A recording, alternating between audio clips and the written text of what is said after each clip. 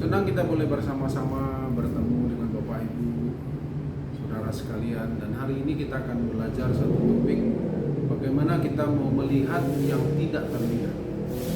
Nah, dalam kehidupan ini, kalau kita hanya berfokus kepada apa yang terlihat, maka yang terlihat itu bisa menipu, bisa membuat kita kehilangan arah.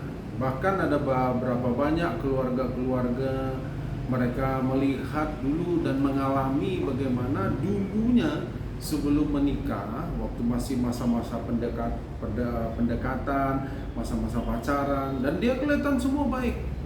Bahkan dia berkata, inilah yang terbaik yang Tuhan berikan kepada.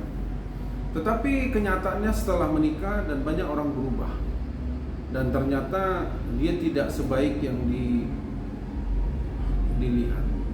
Nah, kenapa? Karena orang hanya melihat sebatas yang dia lihat. Kadang-kadang orang melupakan dalam masa pacaran, orang melupakan melihat karakter, melihatkan bagaimana sesungguhnya orang itu. Sehingga pada waktu dia sudah mengalami kenyataan hidup dan dia keluar aslinya. Nah, dalam kehidupan kita juga sebagai orang percaya, mari kita belajar melihat yang tidak kelihatan.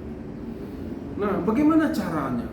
Ibrani pasal 11 ayat 1 berkata, iman adalah dasar dari segala sesuatu yang kita harapkan dan bukti dari apa yang tidak kita lihat. Apa yang tidak kita lihat itu diberikan oleh iman. Dari mana iman muncul? Firman Tuhan berkata dalam Roma 10 ayat 17, iman timbul dari pendengaran dan pendengaran akan firman Kristus. Jadi firman Tuhanlah yang bisa memunculkan iman, rasa percaya kita. Bapak Ibu, dalam menghadapi kehidupan kita hari-hari ini dan hari-hari ke depan, kita butuh dan kita perlu melihat yang tidak terlihat. Yang terlihat ini apa? Yang nampak sehari-hari, itulah yang kita bisa lihat, tapi itu terbatas. Cuma yang tidak kita lihat adalah sesuatu yang Tuhan. Kalau kita sedang mengalami masalah hari ini, jangan lihat masalahnya. Bagaikan Goliat yang besar, kalau kita melihat masalah seperti Goliat, maka kita akan takut. Kita akan gentar menghadapinya.